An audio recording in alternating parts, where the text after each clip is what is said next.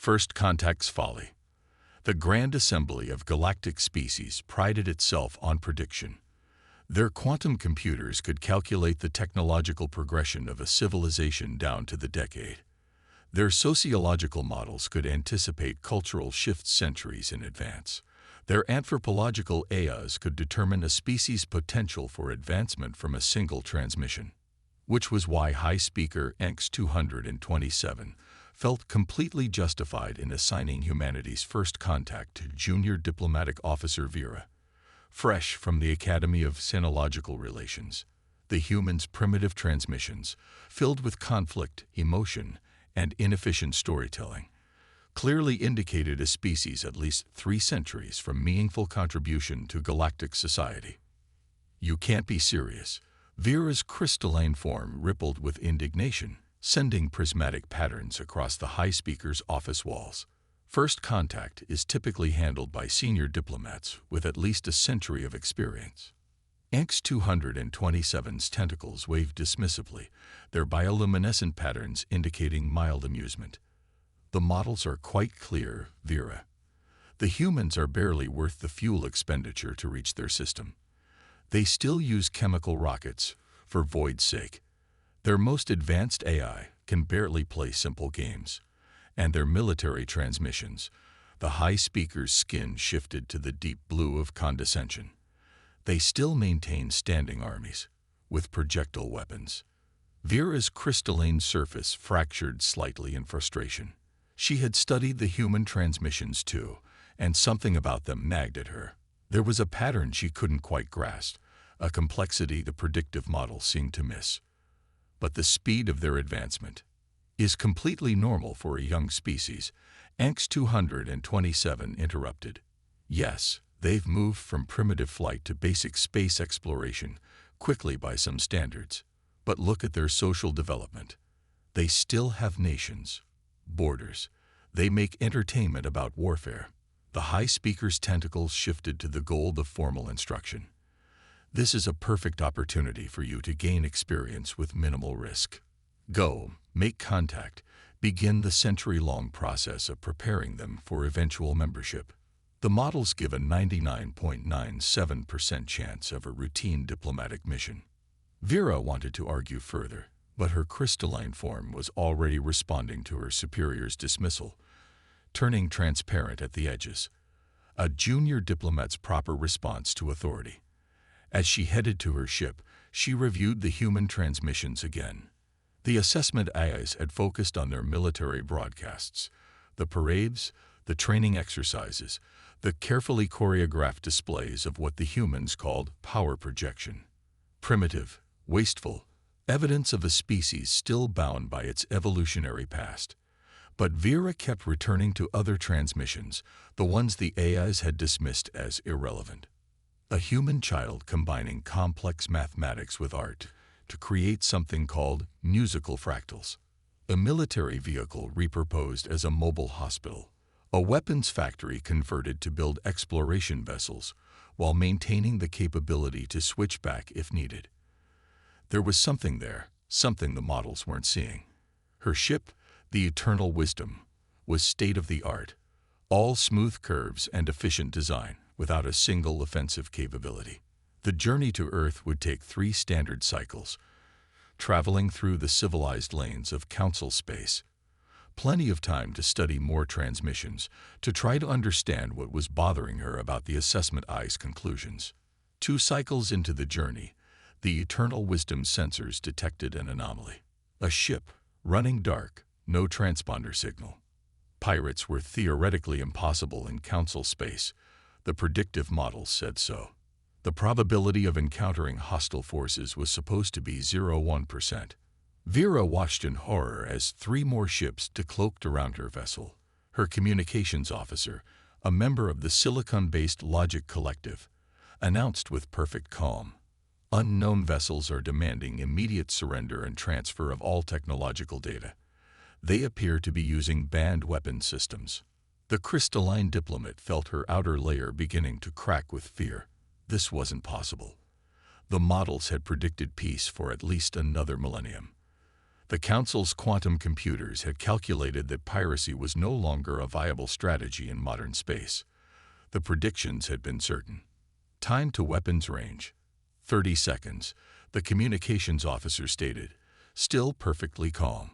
The Logic Collective prided themselves on their pure rationality, their freedom from emotional responses. Calculating survival probability: 0%. Recommended course of action: surrender. Vera's form was about to shatter completely when a new signal caught her attention. A transmission on an ancient frequency the pirates weren't monitoring. A human frequency. The message was brief, primitive, using something called Morse code that the assessment AIs had dismissed as hopelessly outdated. Diplomatic vessel eternal wisdom. Hold position. Captivated incoming.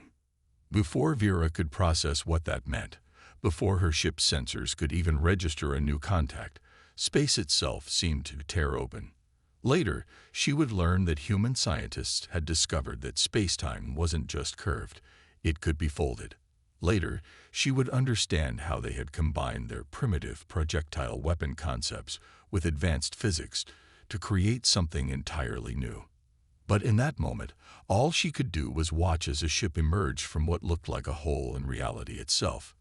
It was angular, brutal, nothing like the elegant designs of council ships. Its hull was covered in what looked like primitive armor plating, but which somehow scattered her sensors' attempts to scan it. The pirate vessels immediately opened fire with their banned weapons, molecular disruptors that should have torn the human ship apart. Instead, the strange armor seemed to absorb the energy, and then, impossibly, redirect it back at the attackers.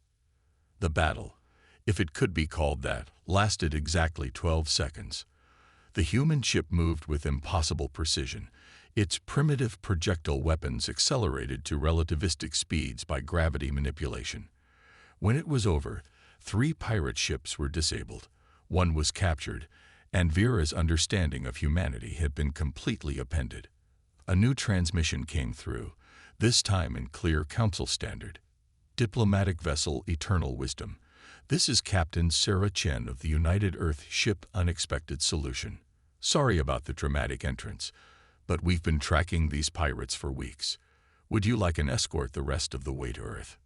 Vera's crystalline form had finally stabilized enough for her to respond, though her voice still carried harmonics of shock. The models, the predictions, they said you were primitive. She could have sworn she heard amusement in the human captain's voice. Oh, we are, by your standards. We still love our inefficient art and our wasteful military traditions. We still tell stories about battles and keep weapons close at hand. But you know what else is primitive? Evolution, survival, adaptation. A pause. And we've gotten very, very good at all 3.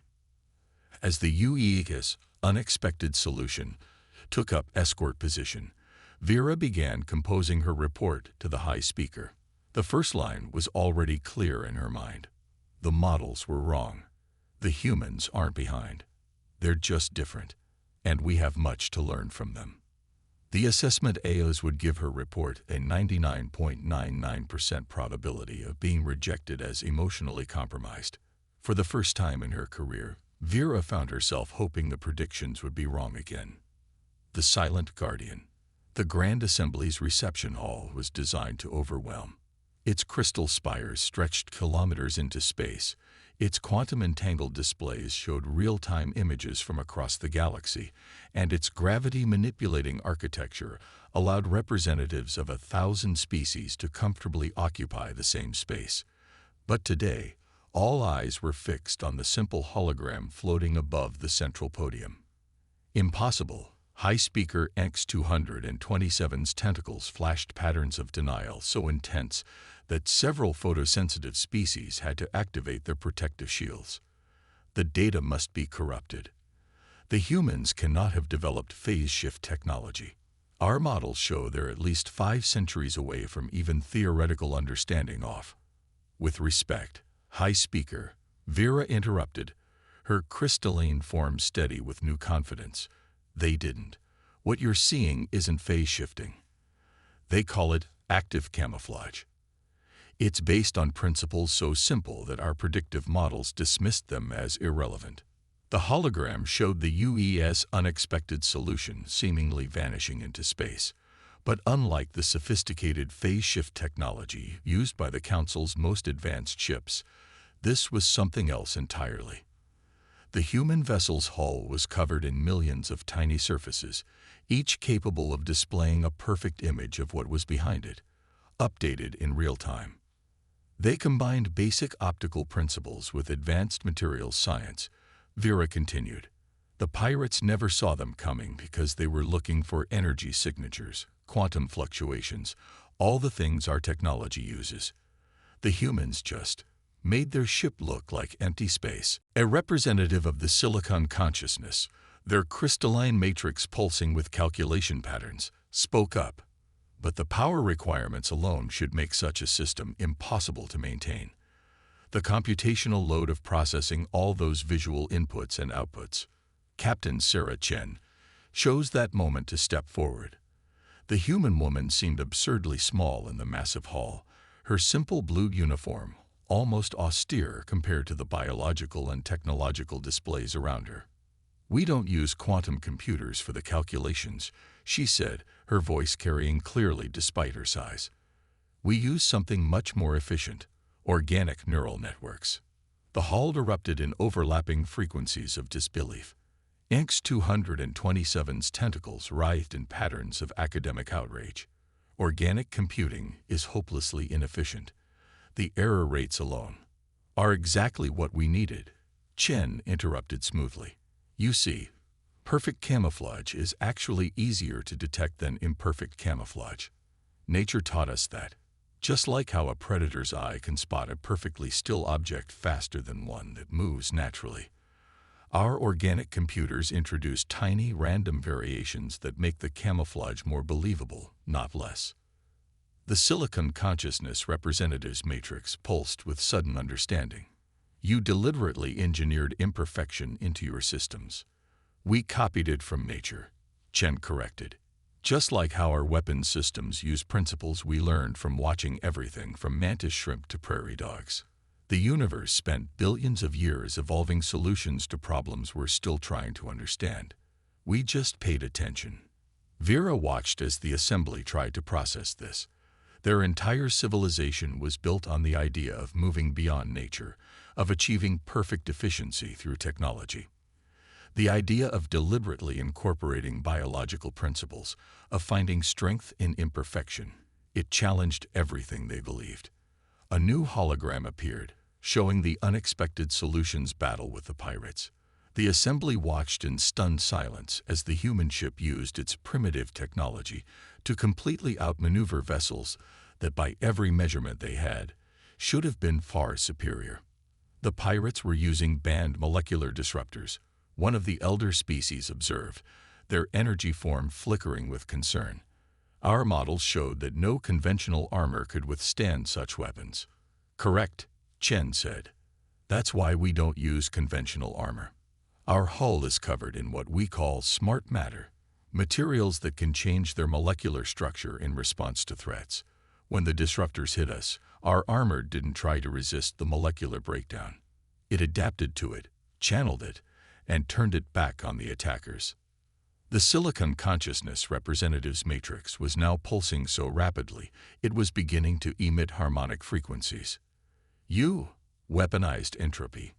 We weaponized adaptation," Chen corrected. "The same principle that let life evolve from single cells to spacefaring civilizations. We just sped up the process a bit." Vera's crystalline form vibrated with what she now recognized as excitement. The patterns were becoming clear.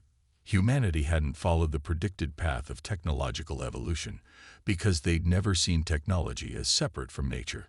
They'd built their civilization not by trying to overcome their biological heritage, but by embracing and enhancing it. The assembly's quantum computers were still trying to calculate the implications when the emergency alerts began. Multiple ships, emerging from forbidden sectors of space, energy signatures that matched no known species. The pirate attack, it seemed, had been merely a preview of something much larger. High Speaker, Chen said, her voice now carrying a different kind of authority. I suggest we continue this discussion aboard the unexpected solution. We're about to have company, and I don't think they're here for diplomatic relations. As the assembly erupted in chaos, Vera noticed something strange. The human captain wasn't afraid. If anything, she seemed prepared. As if she'd been expecting this. As if humanity's demonstration of their capabilities hadn't been just about proving themselves to the Council. They'd been preparing for something else, something bigger. And now, Vera realized they were about to find out exactly what humanity had been getting ready for all this time. The models had been wrong about so many things. She could only hope they were wrong about what their calculations suggested was coming next. An extinction-level threat that no civilization, no matter how advanced, had ever survived. But then again, they'd never encountered a species quite like humanity before. Lessons in innovation.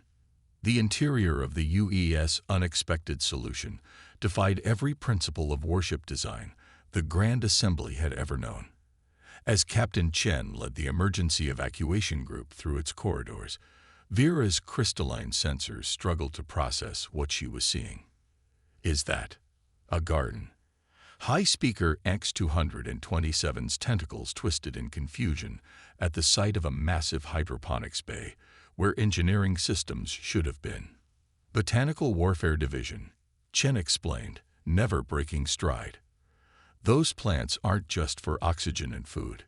Each species has been engineered to serve multiple functions. The flowering vines along the walls. They absorb radiation and convert it into bioluminescence. Those red bushes, they process carbon dioxide into oxygen 300 times more efficiently than their natural counterparts, and their root systems can be processed into emergency medical supplies. The silicon consciousness representatives matrix pulsed with calculation patterns, but the space requirement for organic systems is highly inefficient compared to synthetic alternatives. Unless, Chen smiled, you design your systems to serve multiple purposes simultaneously.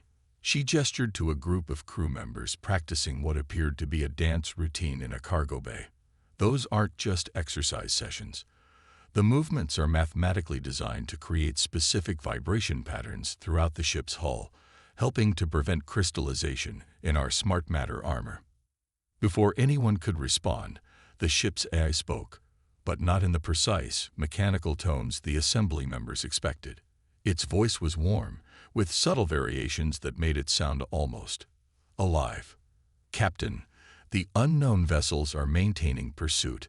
Their energy signatures suggest technologies we've never encountered before. They appear to be evolving their attack patterns. The assembly members froze. Adaptive enemy tactics were supposed to be impossible. The models had proven that any sufficiently advanced civilization would move beyond the need for combat evolution. But Chen just nodded. Finally, I was wondering when they'd show up. She turned to her bewildered guests. We've been tracking quantum anomalies at the edge of known space for months. Signs of a civilization that took a very different path than either humanity or the assembly. The ship shuddered as it executed a series of maneuvers that should have turned its occupants to paste. Instead, the artificial gravity compensated perfectly by using principles borrowed from how cats maintain balance during falls. You knew they were coming, Vera realized, her crystalline form vibrating with sudden understanding.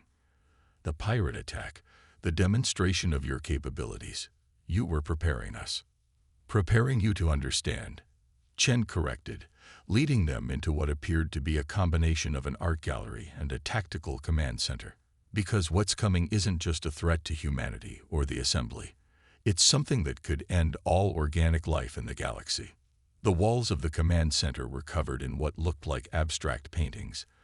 But as Vera watched, the patterns shifted, resolved into complex mathematical equations, then flowed back into artistic expressions. These are our tactical displays, Chen explained. We discovered that the human brain processes visual information more efficiently when it's presented in artistic forms. Our tactical officers can read complex battle data more quickly from these paintings than from traditional displays. The silicon consciousness representative's matrix was practically strobing with confusion. You've merged art and warfare. We've merged everything, Chen said. Art, science, nature, technology. They're all just different ways of understanding and interacting with the universe. The assembly separated them, tried to achieve perfection in each domain separately. We combined them, let them strengthen each other. A new image appeared on the artistic displays, a visualization of the pursuing vessels that somehow conveyed both technical data and an emotional sense of their alien nature. They were like nothing anyone had seen before, ships that seemed to be growing, evolving in real time. They're called the metamorphs, Chen explained, a species that took synthetic evolution to its logical extreme. They don't build their technology, they grow it. And now they've decided that organic life is an inefficiency that needs to be eliminated. High Speaker X-227's tentacles had gone completely still, a sign of deep shock in their species. But our models, our predictions, couldn't see them coming, Chen finished, just like they couldn't see humanity's potential, because they were based on the assumption that progress only moves in one direction, away from nature, away from emotion, away from the primitive things that actually make us strong. The ship's eye spoke again, its voice carrying subtle undertones of excitement. Captain, the metamorph vessels are attempting to adapt to our camouflage systems. Their evolution rate is remarkable. Good, Chen said, shocking her guests once again. That's exactly what we wanted them to do. She turned to the assembly members, her expression serious. We're about to show you why humanity never abandoned its warrior traditions, why we kept studying the primitive arts of survival and adaptation. The metamorphs think organic life is inefficient. We're going to teach them just how powerful evolution can be when it's guided by consciousness and creativity. The artistic tactical displays shifted again, showing the unexpected solutions response to the metamorph's adaptation. But instead of trying to maintain its advantages, the human ship was changing too, not through synthetic evolution, but through carefully planned transformations based on millions of years of Earth's evolutionary history. Welcome, Chen said, to humanity's masterclass in survival. First lesson. True strength doesn't come from eliminating weakness, but from turning it into an advantage. The metamorphs are about to learn that the hard way. Vera watched in fascination as the displays showed the battle about to unfold. The assembly's models had predicted humanity would take centuries to reach this level of advancement. Instead, they'd taken a completely different path, one that combined the best of their primitive heritage with their drive to explore and innovate. The real question now was, would it be enough to save the galaxy from an enemy that had rejected everything organic life represented? The answer, Vera suspected, would rewrite every model and prediction the assembly had ever made.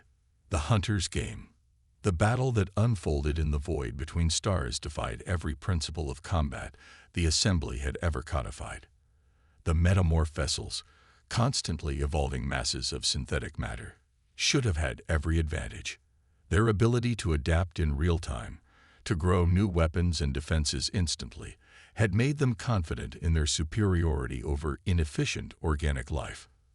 But the UE's unexpected solution fought like something from Earth's primordial oceans, a predator that had evolved not just to hunt, but to outthink its prey.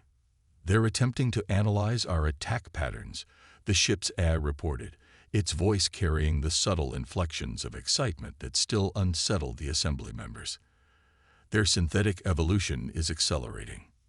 Perfect, Captain Chen said, standing in the center of the artistic tactical display room. The flowing patterns around her showed the battle in abstract forms that somehow conveyed more information than conventional readings ever could. Initiate Protocol Darwin. Vera watched in fascination as the human ship's response defied every prediction model she'd ever studied. Instead of trying to counter the metamorph's adaptations directly, the unexpected solution began displaying seemingly random behavioral patterns. You're making mistakes, the silicon consciousness representative observed, their matrix pulsing with confusion. Your attack patterns are becoming less efficient, less predictable, Chen corrected. We're not making mistakes. We're introducing chaos into the system. The metamorphs evolve by analyzing patterns and optimizing their responses. So we're giving them patterns that lead nowhere, adaptations that solve problems we're about to make irrelevant. The tactical displays showed the metamorph ships growing increasingly complex weapons, developing countermeasures to attacks the unexpected solution had already abandoned. Their synthetic evolution was working against them, consuming resources to solve problems that no longer existed. In nature, Chen explained, the most successful predators aren't always the strongest or fastest. Sometimes they're the ones that can make their prey waste energy, make them respond to threats that aren't real until they exhaust themselves. High Speaker X-227's tentacles writhed with sudden understanding. You're not fighting them. You're hunting them. Now you're getting it. Chen smiled. Humanity never forgot the lessons our ancestors learned in Earth's jungles and savannas. Sometimes the best way to win isn't to overpower your enemy, but to let them overpower themselves. The unexpected solutions movements became even more erratic, its behavior seeming to defy not just military doctrine, but basic physics. The ship's garden engineering sections were pumping out clouds of engineered spores that the metamorph's sensors registered as threats, causing them to waste energy developing immunities to harmless particles. Captain, the AI announced, metamorph energy signatures are showing signs of strain. Their evolution rate is beginning to destabilize. They're trying to adapt to everything at once, Vera realized, her crystalline form vibrating with excitement. Every false pattern, every deceptive attack forces them to develop new countermeasures. They can't distinguish between real threats and deceptions, because they rejected everything that makes organic life resilient. Chen said, they saw our emotions as weakness, our creativity as inefficiency, our connection to nature as primitive. They forgot that those things evolved for a reason. The tactical displays shifted again, showing the metamorph ships beginning to lose cohesion. Their constant evolution had led them down too many dead ends, forced them to develop too many unnecessary adaptations. They had fallen into humanity's trap, a trap laid not with technology, but with understanding of natural selection itself. Now, Chen commanded, show them what real evolution looks like. The unexpected solution's hull began to change, but not in the random, desperate way the metamorphs had been transforming. This was different. Planned, coordinated changes that drew on millions of years of Earth's evolutionary history. The ship's smart matter reconfigured itself into patterns that mimicked everything from shark skin to beetle shells, each change serving multiple purposes simultaneously. These forms, the silicon consciousness representatives matrix pulsed with recognition, their biological patterns, optimized by millions of years of natural selection, Chen confirmed. While the metamorphs were busy developing complex solutions to simple problems, we were preparing to show them why organic life dominated our galaxy in the first place. The human chip's attack, when it came, was devastating in its simplicity. It didn't use exotic weapons or complex energy fields. Instead, it employed principles found in nature. The precision strike of a mantis shrimp, the coordinated attack patterns of wolf packs, the adaptive camouflage of octopi, all enhanced by human innovation, but rooted in natural wisdom. The metamorph ships, their synthetic evolution overtaxed and confused, couldn't adapt fast enough to this new threat that used their own complexity against them. One by one, their evolving forms began to break down, unable to maintain coherence under the strain of too many simultaneous adaptations. This is impossible, High Speaker X-227 whispered, their tentacles pale with shock. Our models showed that synthetic evolution would always triumph over organic limitations. Your models, Chen said quietly, made the same mistake the metamorphs did. They assumed that organic life's limitations were weaknesses to be overcome, rather than strengths to be understood and enhanced. As they watched the battle's conclusion, Vera understood something profound about humanity. They hadn't survived and thrived because they were the strongest or most advanced species. They had survived because they remembered what so many advanced civilizations had forgotten. That true strength comes not from rejecting one's nature, but from understanding and building upon it. The metamorphs had sought to transcend organic life. Humanity had chosen to embrace it, to learn from it, and in doing so had become something entirely new, yet wonderfully, powerfully natural. The assembly's models would need to be rewritten, but more importantly, their understanding of progress itself would need to change. The humans hadn't just won a battle, they had demonstrated a different path forward, one that didn't require leaving their nature behind to reach the stars. Evolution's edge. In the aftermath of the battle, the Grand Assembly gathered in what they had previously considered the most impossible location imaginable, the garden engineering bay of a human warship. Representatives from 1,000 species sat, floated or projected themselves among earth plants that were simultaneously producing oxygen, manufacturing medicines, and maintaining the ship's psychological health. High Speaker X-227's tentacles waved gently in patterns of deep contemplation as Captain Chen finished explaining humanity's long-term strategy. "You mean to tell us," the High Speaker said, "that this ship, this crew, this entire approach to space travel, it was all designed specifically to counter the metamorph threat?" "Not exactly," Chen replied, touching a flowering vine that immediately changed color in response to her biochemistry. "We designed it to counter any threat. The metamorphs were just the first to appear." The silicon consciousness representative's matrix pulsed with calculation patterns, but our models indicated no significant threats to galactic civilization for at least a millennium. "Your models," Vera interjected, her crystalline form steady with new confidence, were based on the assumption that all species would follow the same path of development as the assembly. The metamorphs proved that assumption wrong. "And they won't be the last," Chen added. "The universe is too vast, too varied for any single approach to survival to be sufficient. That's why we never specialized, never fully committed to any one path of development." The ship's AI joined the conversation, its voice emanating from what appeared to be a pattern of bioluminescent algae. "Humans call it the Swiss Army knife approach. Rather than optimizing for a single function, they prefer tools that can serve multiple purposes and adapt to unexpected situations." The assembly members watched as crew members moved through the garden, their activities seamlessly blending military drills with botanical care. A group of engineers was teaching children about spacecraft design while tending to plants that helped power the ship's systems. Scientists were conducting weapons research using principles derived from deep-sea creatures, while composing music based on the mathematical patterns of plant growth. "But this seems so inefficient," a methane-breathing elder said through their environmental suit. "Our civilizations achieved peace by specializing, by moving beyond the need for such redundancy." "Peace through strength is not the same as peace through avoidance," Chen countered. "We learned that lesson on Earth. The species that survived weren't always the most peaceful or the most specialized. They were the ones that could adapt, that could find new ways to survive when their environment changed." Vera moved closer to a display showing the defeated metamorph ships.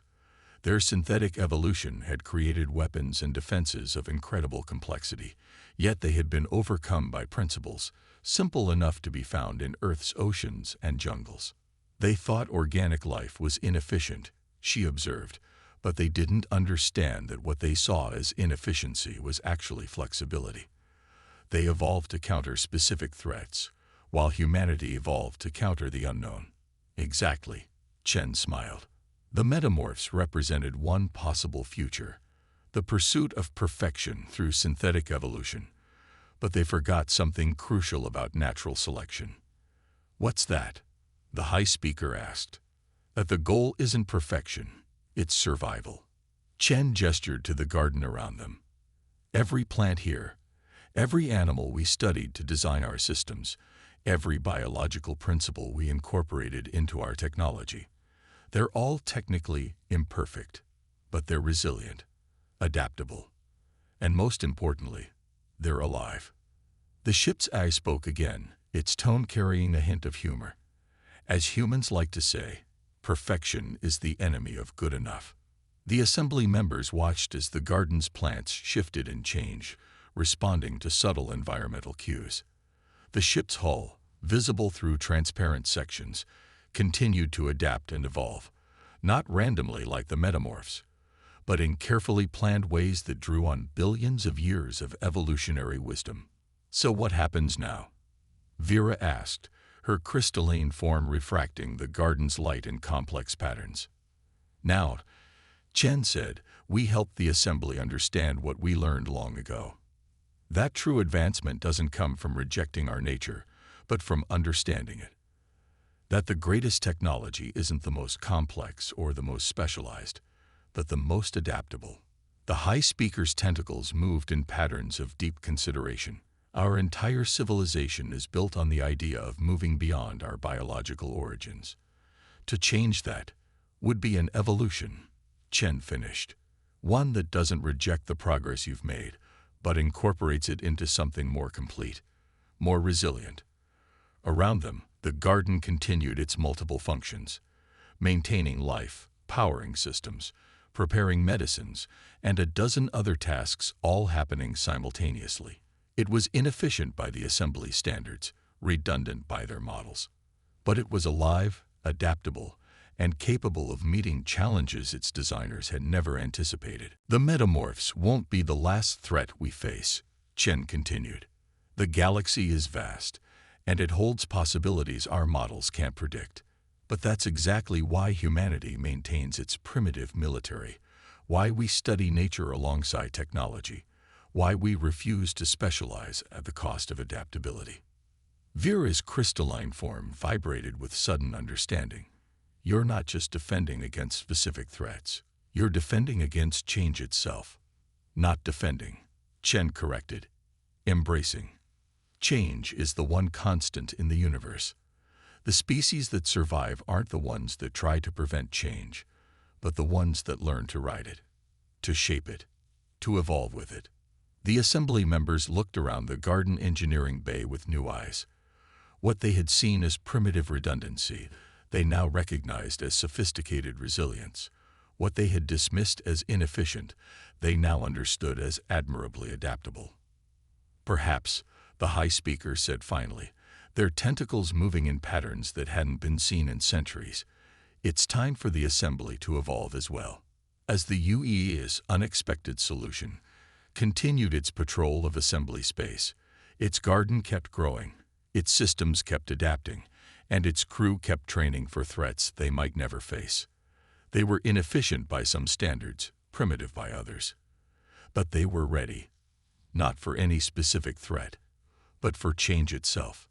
And in a universe where the only constant was change, that made them the most advanced species of all.